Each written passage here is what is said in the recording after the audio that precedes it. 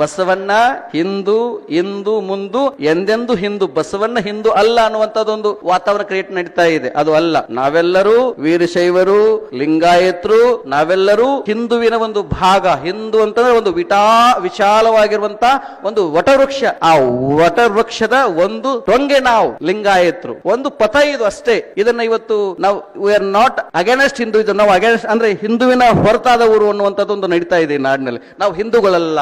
ಜೈನರು ಹಿಂದೂಗಳೇ, ಸಿಖ್ಖರು ಹಿಂದೂಗಳೇ, ಹಾಗೆ ಲಿಂಗಾಯತರು ಹಿಂದೂಗಳೇ, ವೀರಶೈವರು ಹಿಂದೂಗಳೇ. ಅಲ್ಪಜ್ಞಾನಿಗಳು, ಆಳವಾಗಿ ಅಧ್ಯಯನ ಇಲ್ಲದವರು, ಸಮಾಜದ ಬಗ್ಗೆ ಅನುಭವ ಇಲ್ಲದವರು, ದೇ ಲೈಕ್ ಸೆಪರೇಷನ್. ಬಸವಣ್ಣ ಹತ್ತಿರ ಇದ್ದದ್ದು ವ್ಯವಕಲನ ಭಾಗಾಕಾರ ಇಲ್ಲ. ಬಸವಣ್ಣ ಹೇಳಿದ್ದು ಗುಣಾಕಾರ ಮತ್ತು ಏನ್ ಹೇಳ್ತೀರಿ ನೀವು ಅಧಿಕ ಸಂಕಲನ. ಬಸವಣ್ಣ ಹೇಳಿದ್ದು ಸಂಕಲನ, ವ್ಯವಕಲನ ಅಲ್ಲ. ಗುಣಾಕಾರ ಹೇಳಿದ್ದು ಭಾಗಾಕಾರ ಅಲ್ಲ. ಹಾಗಾಗಿ ನಾವೆಲ್ಲ ಒಂದು ಅನ್ನುವಂತ ಭಾವದಿಂದ ಹೋಗ್ಬೇಕು. ನಾವೆಲ್ಲ ಮಕ್ಕಳು ತಲೆ ಮೇಲೆ ಕುಂಭ ಹೊತ್ಕೊಂಡು ಹೋಗ್ತಾ ಇರ್ತಾರೆ. ಎಲ್ಲರ ಕುಂಭದಲ್ಲಿ ಸೂರ್ಯನ ಪ್ರತಿಬಿಂಬ ಬಿದ್ದಿರ್ತದೆ. ಹಾಗಾದ್ರೆ 1000 ಸೂರ್ಯ ಇದ್ರ? ಇಲ್ಲ. ಇದ್ದದ್ದೇನು ಒಬ್ಬನೇ ಸೂರ್ಯ. ಹಾಗಾಗಿ ಸಕಲ ಆತ್ಮದೊಳಗೆ ತುಂಬಿ ಸಂಭ್ರಮಿಸುವ ಎಲ್ಲರೊಳಗೆ ಒಬ್ಬನೇ ದೇವನಿದ್ದಾನೆ. ನಾನು ಬಸವ ತತ್ವ ಆರಾಧನೆ ಮಾಡ್ತಾ ಇದ್ದೆ ಅಂತಂದ್ರೆ, ನಾನು ಅಕ್ಕ ಮಹಾದೇವನ ಬಹಳ ತುಂಬಾ ನನ್ನ ದೇವರಂತ ಆರಾಧನೆ ಮಾಡ್ತಾ ಇದ್ರೆ, ಪ್ರತಿಯೊಬ್ಬರ ಮುಖದಲ್ಲಿ ಅಕ್ಕ ಮಹಾದೇವಿ ಕಂಡ್ರೆ ನಾನು ಅಕ್ಕ ಮಹಾದೇವಿ ಭಕ್ತ ಅಂತ ತಿಳ್ಕೋಬೇಕು. ಅದಕ್ಕೆ ಹೇಳ್ತಾರೆ ಭಕ್ತನ ಮುಖದರ್ಪಣದಲ್ಲಿ ಲಿಂಗವ ಕಾಣಬೇಕು ಅಂತ. ನಾವೆಲ್ಲ ಅತನಿ ಗಚ್ಚಿನ ಮಠದಲ್ಲಿ ಇದ್ದಾಗ ನಮ್ಗೆಲ್ಲ ಹೆಂಗಂದ್ರೆ ಅತನಿ ಶಿವ ಗದ್ದಿಗೆ ಮಾತ್ರ ನಮಸ್ಕಾರ ಮಾಡ್ತಾ ಇದ್ದೆ. ನಾ ಬೇರೆ ಎಲ್ಲಿ ಯಾವ ದೇವಸ್ಥಾನಕ್ಕೂ ನಮಸ್ಕಾರ ಮಾಡ್ತಾ ಇರ್ಲಿಲ್ಲ. ಯಾವಂತಹ ಪವಿತ್ರ ಸ್ಥಳ ಇದ್ರು ಕೂಡ ಬರೀ ಅತನಿ ಶಿವಗಳು ಬಿಟ್ಟರೆ ಎಲ್ಲಿ ಹೋದಲ್ಲೇ ಸುಮ್ಮನೆ ಕೈ ಮುಗಿತಿದ್ದು ಅಷ್ಟೇ. ಆ ಗದ್ದಿಗೆ ಬಿಟ್ಟು ಎಲ್ಲಿ ನಮಸ್ಕಾರ ಮಾಡ್ತಾ ಇರ್ಲಿಲ್ಲ. ಆದ್ರೆ ಒಂದು ದಿನ ಅರ್ಥ ಆಯ್ತು, ನಾನು ಇನ್ನೂ ದ್ವಂದ್ವದಲ್ಲಿ ಇದ್ದೀನಿ ಅಂತ ಹೇಳಿ. ಇವಾಗ ಏನಾಗಿದೆ ಗೊತ್ತಾ?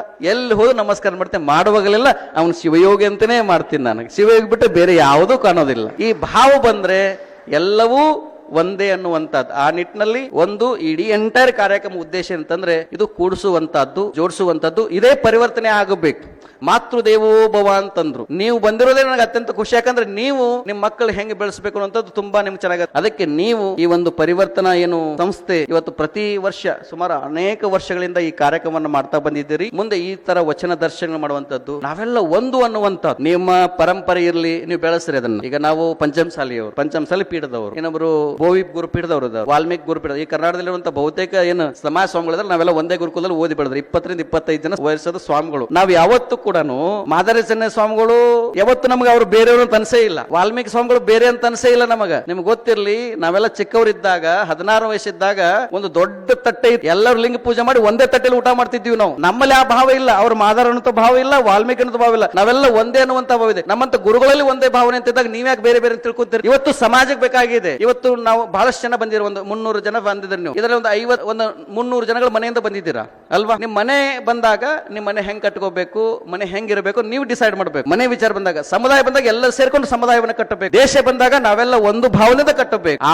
ಭಾವವೇ ಈ ಪರಿವರ್ತನಾ ಕಾರ್ಯವನ್ನ ಈ ಸಂಸ್ಥೆ ಮಾಡ್ತಾ ಇರುವಂತದ್ದು. ಕಾರ್ಯ ಬಹಳ ಶ್ರೇಷ್ಠವಾಗಿರುವಂತದ್ದು. ಈ ಕಾರ್ಯ ಇನ್ನೂ ಹೆಚ್ಚಾಗಲಿ.